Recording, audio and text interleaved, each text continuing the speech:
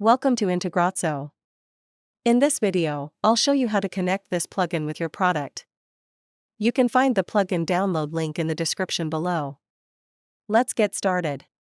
After activating the plugin, go to the plugin setup page from your WordPress dashboard. Now click on Select Plugin. A pop-up will open. Choose your plugin from the list. Next, click on Select Product. A pop-up will open. Choose your product from the list. After selecting both, click on the Save and Next button. Next, in Step 2, add your account authentication details. First, enter your account name for identification.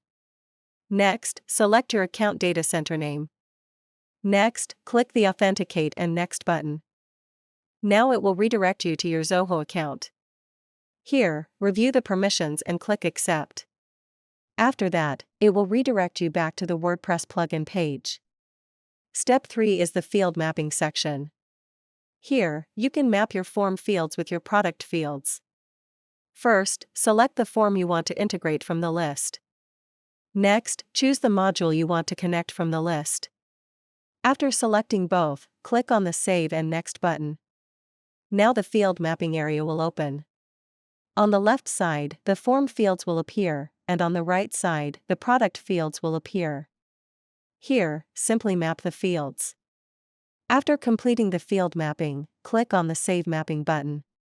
Now the integration is completed successfully. Next, go to the Setup page.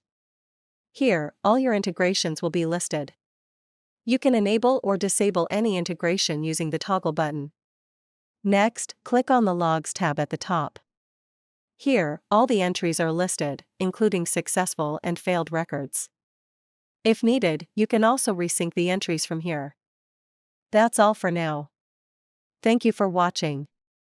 If you have any questions, feel free to comment below. Don't forget to check the plugin link in the description.